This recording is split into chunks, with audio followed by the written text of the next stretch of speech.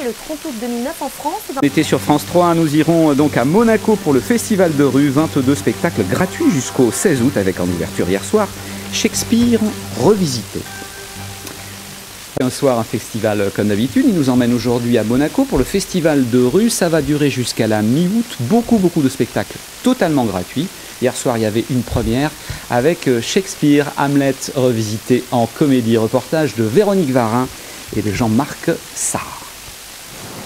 À Monaco, tout en haut, tout à fait unique, le Fort Antoine. Un site à la vue époustouflante qui accueille un festival à la programmation ébouriffante. Ainsi, en ouverture, le public a découvert un mime allemand créant une version déjantée d'un immense classique, idée qui lui est venue de retour d'Italie. Je me suis dit, c'est le meilleur moment maintenant, j'attaque Shakespeare, j'attaque Hamlet. Il y a en plus le théâtre dans le théâtre, c'est-à-dire je pouvais faire introduire le public aussi dans le spectacle, un peu comme dans le théâtre des masques sur la Piazza Signoria à Firenze. Et voilà, c'est venu Hamlet, tragédie cocasse. Et Bernd de jouer tous les rôles, le public aussi, exemple Hamlet fils. Oui, initiez s'il vous plaît tous. Très bien. Hamlet père, le roi mort.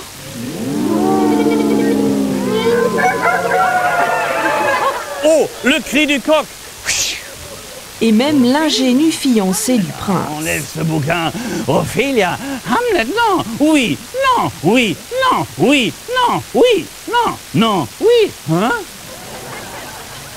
Proposer ce qu'on ne propose pas ailleurs, une ligne suivie ici depuis maintenant 40 ans.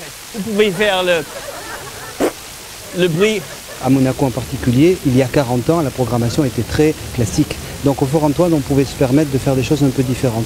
Ceci dit, aujourd'hui, on est à la fois dans cette alternative un petit peu d'offre et en même temps dans quelque chose de très sérieux. Vous allez voir ce soir, par exemple, on va beaucoup rire, mais le texte est là à la virgule près. Que tes intentions soient perverses ou charitables, tu te montres sous une forme si provocante que je veux te parler. Je t'invoque, sire, père, roi danois, montre-toi. Ou tout simplement... Mais dis donc papa, qu'est-ce que tu m'as fait peur?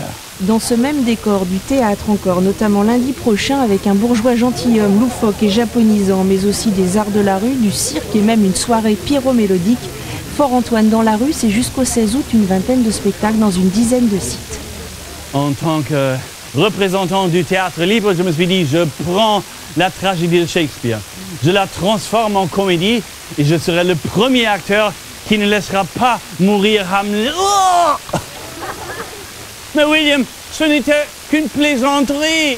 Oh!